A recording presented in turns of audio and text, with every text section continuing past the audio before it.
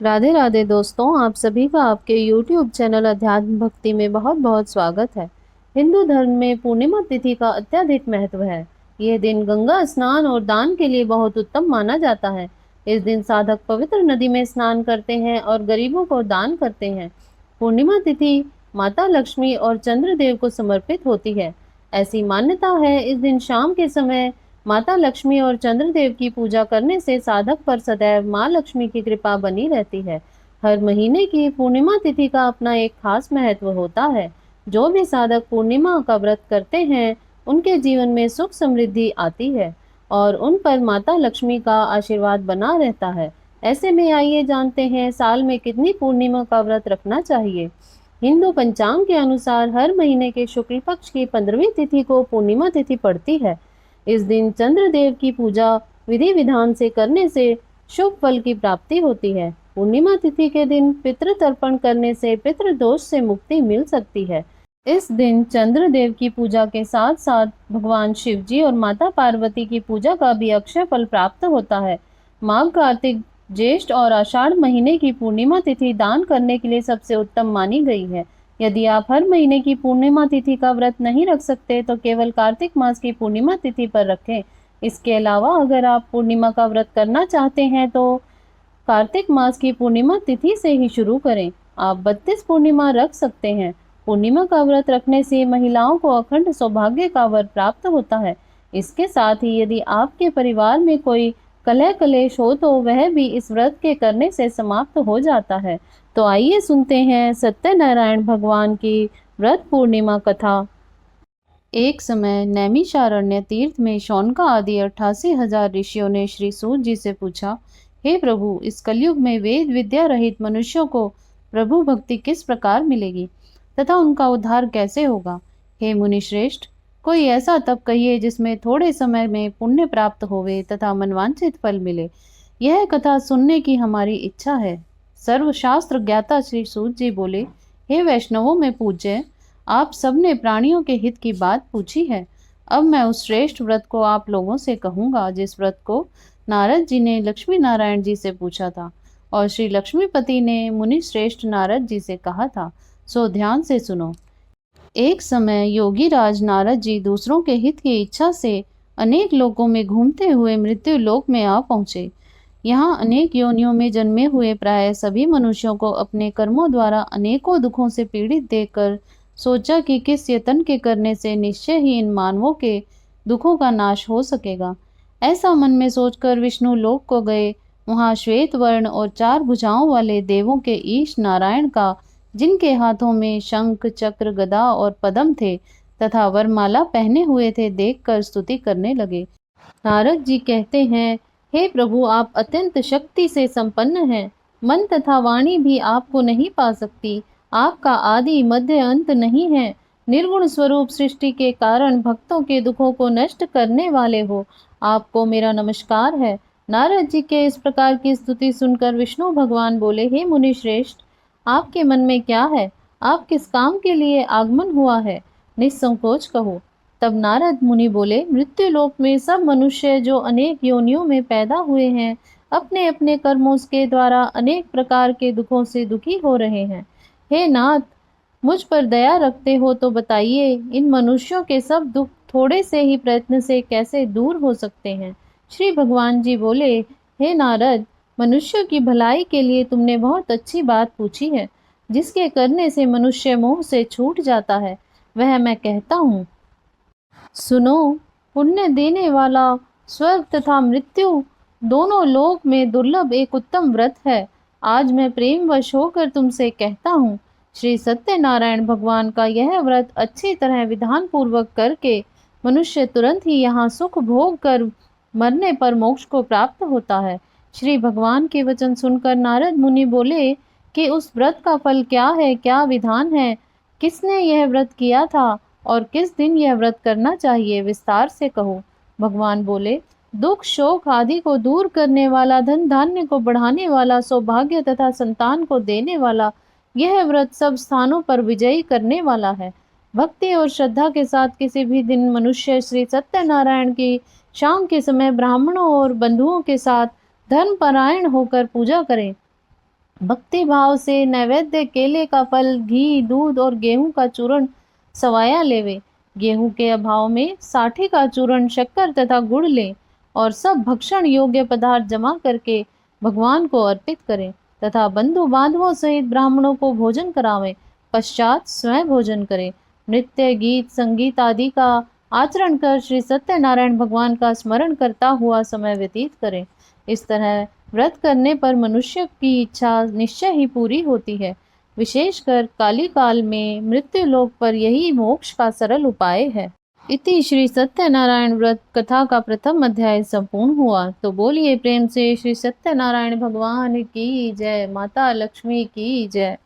सूत जी बोले, हे ऋषियों, जिसने पहले समय में इस व्रत को किया है उसका इतिहास कहता हूँ। ध्यान से सुनो। सुंदर काशीपुरी नगरी में एक अत्यंत निर्धन ब्राह्मण रहता था। वह भूख प्यास से बेचैन हुआ नित्य पृथ्वी पर घूमता था। ब्राह्मणों से प्रेम करने वाले भगवान ने ब्राह्मण का रूप धारण कर उसके पास जाकर आदर के साथ पूछा, हे विप्र, नित्य दुखी हुआ पृथ्वी पर क्यों घूमता है? दीन ब्राह्मण बोला, मैं निर्धन ब्राह्मण हूँ, भिक्षा के लिए पृथ्वी पर फिरता हूँ। हे भगवान, यदि आप इसका उपाय जानते हैं तो कृपया करके कहो। वृद्ध ब्राह्मण बोला कि सत्यनारायण भगवान मन वांछित फल देने वाले हैं, जिसके करने से मनुष्य सब दुखों से मुक्त होता है। ब्राह्मण को व्रत का सारा विधान बतलाकर बूढ़े ब्राह्मण का रूप धारण करने वाले श्री सत्यनारायण भगवान अंतर ध्यान हो गए। जिस व्रत को वृद्ध ब्राह्मण ने बतलाया है मैं उसको करूंगा, यह निश्चय करने पर उसे रात में नींद नहीं आई। वह सवेरे उठ सत्यनारायण भगवान के व्रत का निश्चय कर भिक्षा के लिए चला। उस दिन उसको भिक्षा में बहुत धन मिला, जिससे बंधु बांधवों के साथ उसने श्री सत्यनारायण का व्रत किया। इसके करने से विप्र सब दुखों से छूटकर अनेक प्रकार की संपत्तियों से युक्त हुआ। उस समय से वह विप्र हर मास व्रत करने लगा। इस तरह सत्यनारायण भगवान के व्रत को जो करेगा वह सब पापों से छूटकर मोक्ष को प्राप्त होगा। आगे जो पृथ्वी पर श्री सत्यनारायण भगवान का व्रत करेगा वह मनुष्य सब दुखों से छूट जाएगा। इस तरह नारद जी से नारायण जी का यह कहा हुआ, यह व्रत मैंने तुमसे कहा है। हे विप्रो, मैं अब और क्या कहूँ? ऋषि बोले, हे मुनिवर, संसार में उस विप्र से सुनकर और किस किस ने इस व्रत को किया है, हम वह सब सुनना चाहते हैं। इसके लिए हमारे मन में श्रद्धा है। सूत जी बोले, हे मुनियों, जिस जिसने इस व्रत को किया है वह सब सुनो। एक समय वह विप्र धन और ऐश्वर्य के अनुसार बंधु बांधवों के साथ व्रत करने को तैयार हुआ। उसी समय एक लकड़ी बेचने वाला बूढ़ा आदमी आया और बाहर लकड़ियों को रखकर विप्र के मकान में गया। प्यास से दुखी लकड़हारा उनको व्रत करते देखकर विप्र को नमस्कार कर कहने लगा कि आप ये क्या कर रहे हैं और इसका करने से क्या फल मिलता है, कृपया मुझसे कहो। ब्राह्मण ने कहा, सब मनोकामनाओं को पूरा करने वाला यह श्री सत्यनारायण भगवान का व्रत है। इसकी ही कृपा से मेरे यहाँ धन धान्य आदि की वृद्धि हुई है। विप्र से इस व्रत के बारे में जानकर लक्कड़हारा बहुत प्रसन्न हुआ। चरणामृत ले वह प्रसाद खाने के बाद अपने घर को गया। लक्कड़हारे ने अपने मन में इस प्रकार का संकल्प किया कि आज ग्राम में लकड़ी बेचने से जो धन मिलेगा उसी से मैं सत्यनारायण भगवान का उत्तम व्रत करूंगा। यह मन में विचार कर वह बूढ़ा आदमी लकड़ियां अपने सिर पर रखकर जिस नगर में धनवान लोग रह रहे थे वह ऐसे सुंदर नगर में गया। उस रोज वहां पर उसे उन लकड़ियों का दाम पहले दिनों से चौगुना मिला।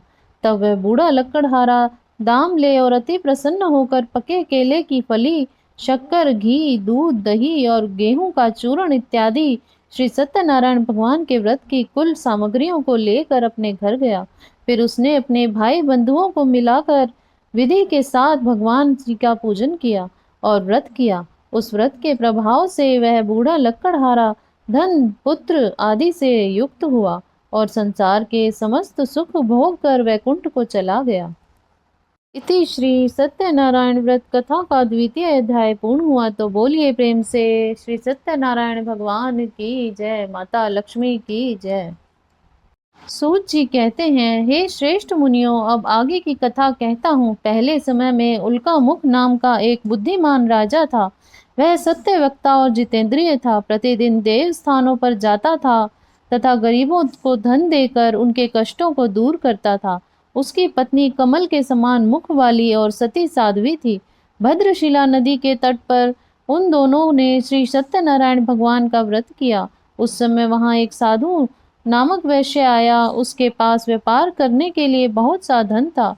राजा को व्रत करते हुए देखकर वह विनय के साथ पूछने लगा, हे राजन, भक्ति युक्त चित्त से यह आप क्या कर रहे हैं? मेरी सुनने की इच्छा है, सो आप यह मुझसे बताइए। राजा बोला, हे साधु, अपने बांधवों के साथ पुत्र आदि की प्राप्ति के लिए एक महाशक्तिमान श्री सत्यनारायण भगवान का व्रत व पूजन किया जा रहा है। राजा के वचन सुनकर साधु आदर से बोला, हे राजन, मुझसे इसका सब विधान कहो। मैं भी आपके कथा अनुसार इस व्रत को करूंगा। मेरे भी कोई संतान नहीं है और इसके निश्चय ही होगी।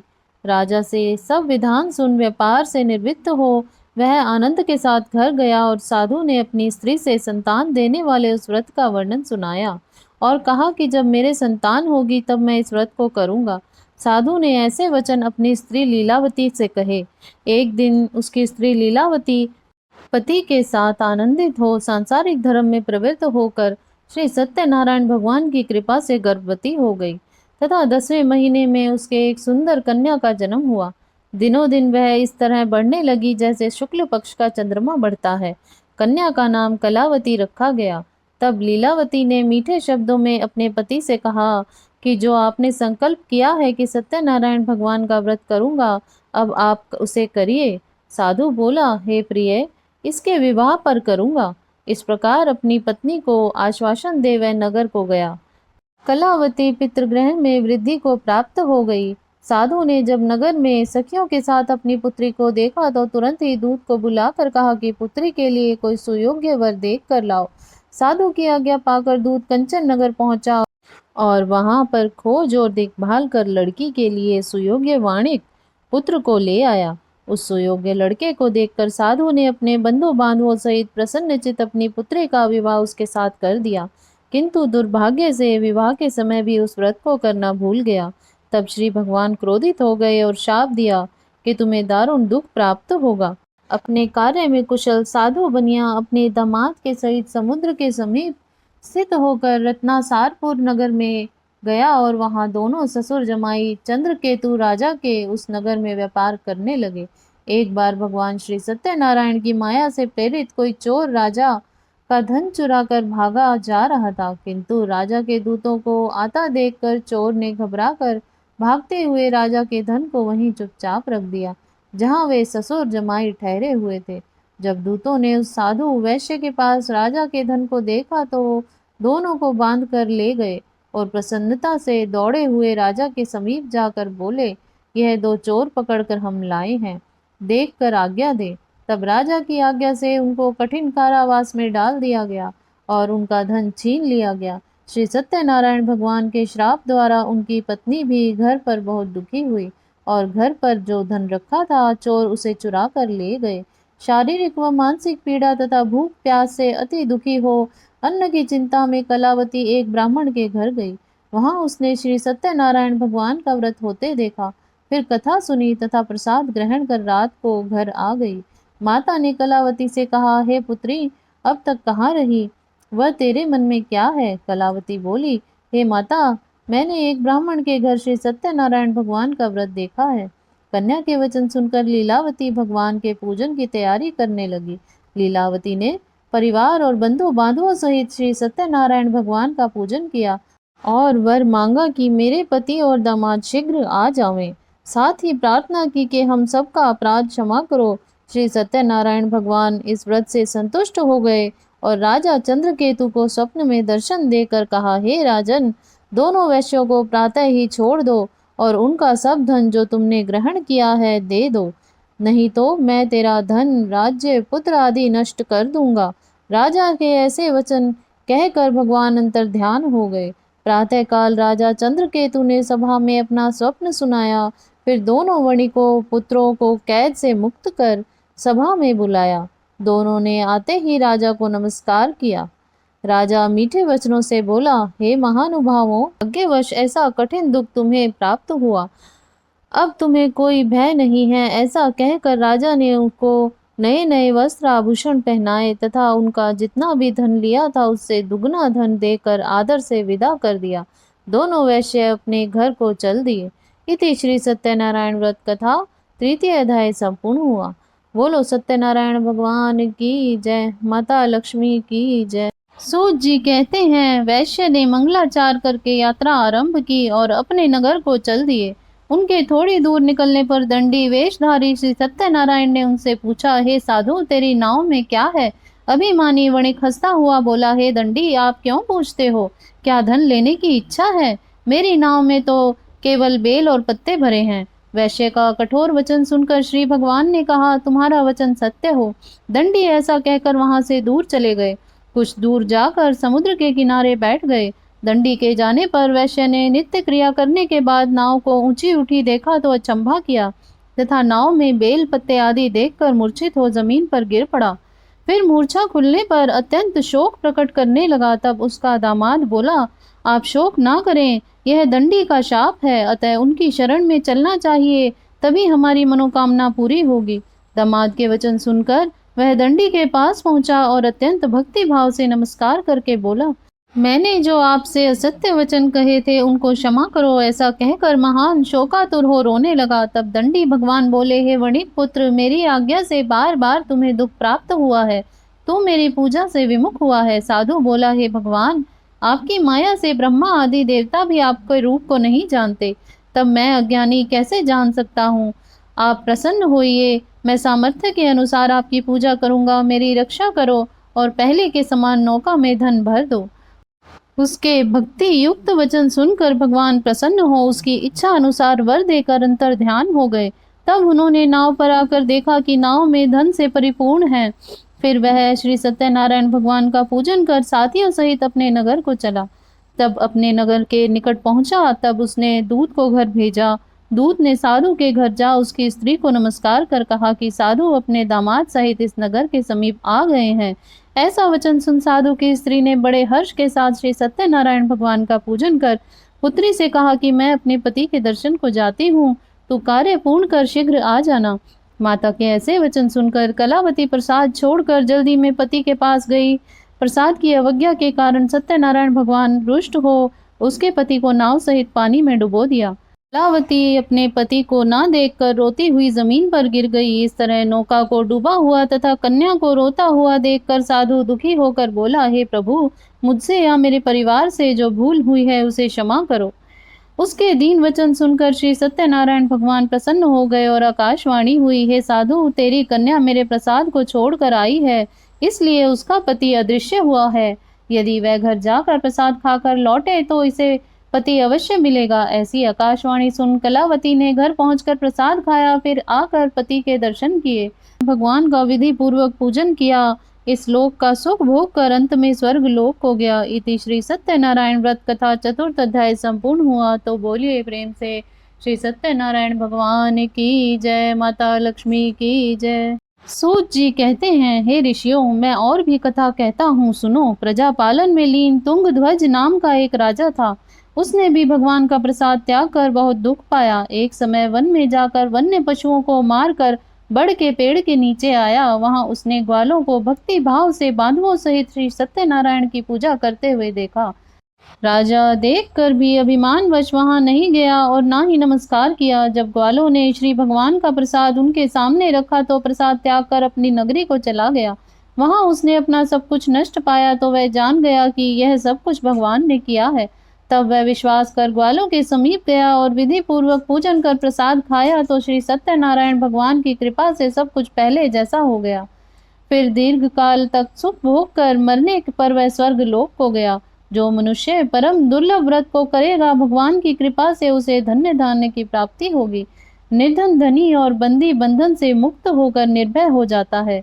संतानहीनों को संतान प्राप्ति होती है तथा सब मनोरथ पूर्ण होकर अंत में वैकुंठ धाम को जाता है। सूत जी कहते हैं, जिन्होंने पहले इस व्रत को किया, अब उनके दूसरे जन्म की कथा कहता हूँ। वृद्ध शतानंद ब्राह्मण ने सुदामा का जन्म लेकर मोक्ष को पाया। लक्कड़हारे ने अगले जन्म में निषाद बनकर मोक्ष प्राप्त किया। उल्का मुख नाम का राजा दशरथ होकर बैकुंठ को प्राप्त हुआ। साधु नाम के वैश्य ने मोर ध्वज बनकर अपने ही पुत्र को आरे से चीर कर मोक्ष को प्राप्त किया। महाराज तुंगध्वज ने स्वयं भू होकर भगवान की भक्ति युक्त हो कर्म कर मोक्ष प्राप्त किया। इति श्री सत्यनारायण व्रत कथा पंचम अध्याय संपूर्ण हुआ। तो बोलिए प्रेम से श्री सत्यनारायण भगवान की जय, भगवान विष्णु की जय, माता लक्ष्मी की जय, सर्व देवी देवताओं की जय। तो आशा करती हूँ ये जानकारी आपको अच्छी लगी होगी। इस प्रकार की और जानकारी प्राप्त करने हेतु आप हमारे चैनल को सब्सक्राइब कर वीडियो को लाइक करें, शेयर करें। धन्यवाद।